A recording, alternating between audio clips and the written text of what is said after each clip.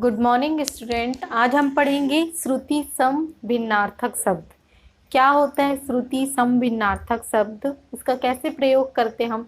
श्रुति जैसे नाम से ही लग रहा है, श्रुति का मतलब होता है सुनना, ठीक है।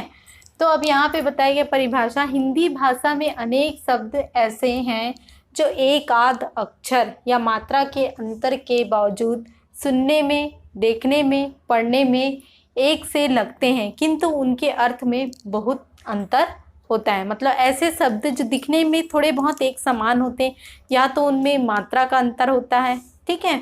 तो वे शब्द दिखने में एक जैसे होते हैं, लेकिन उन सब के क्या होते हैं, अर्थ अलग अलग होते हैं, ठीक है। जैसे कि यहाँ पे एग्जाम्पल हम लेते दीन, जिसका मतलब होता है दिवस, वार। उसी प्रकार दीन, तो यहाँ पे क्या होगा, इसका मतलब गरीब। तो यहाँ पे जैसे यहाँ द में छोटी की मात्रा लगी है, ठीक है, और यहाँ पे द में बड़ी की मात्रा लगी है। तो द में बड़ी की मात्रा लगने से उसके अर्थ में क्या परिवर्तन हुआ, वह गरीब हो गया।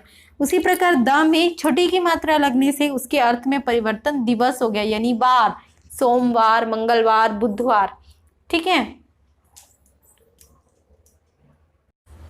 अब जैसे अंश, तो इसका क्या होगा, कंधा। अंश इसका होगा हिस्सा, ठीक है। तो यहाँ पे स संतरे का और यहाँ स सलजम का है, ठीक है।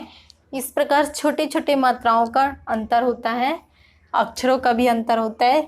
उसके बाद सेकंड में आते हैं अन्न, जिसका मीनिंग होता है अनाज। अन्य मतलब दूसरा, ठीक। उसी प्रकार तीसरा अपेक्षा मतलब इच्छा, उपेक्षा मतलब निरादर। चौथा कुल मतलब वंश, कूल मतलब किनारा। तो ऐसे शब्दों को क्या कहा जाता है, श्रुति सम भिन्नार्थक शब्द, जिसका सुनने में एक समान लगते हैं, लेकिन उनके अर्थ क्या होते हैं, अलग अलग होते हैं। फिफ्थ है अवधि, मतलब काल या समय। अवधि, देखिए उच्चारण थोड़ा ध में बड़ी की मात्रा है करके हम थोड़ा जोर से बोल रहे हैं, ठीक है। तो अवध की भाषा। इसी प्रकार सिक्स है चीर, मतलब पुराना। चीर मतलब कपड़ा। कर्म कार्य, क्रम सिलसिला, और तरफ और तथा।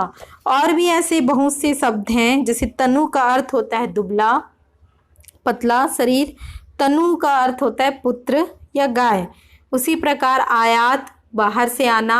आयत एक आकृति जिसके आमने सामने की भुजाएं बराबर हो। अंबर जिसका अर्थ होता है वस्त्र या आकाश। अंबार मतलब ढेर। तो ऐसे बहुत से शब्द हैं जिनके उच्चारण एक समान लगते हैं, लेकिन उनके अर्थ में बहुत परिवर्तन होता है। तो इन्हीं शब्दों को क्या कहा जाता है, श्रुति सम भिन्नार्थक शब्द। Thank you.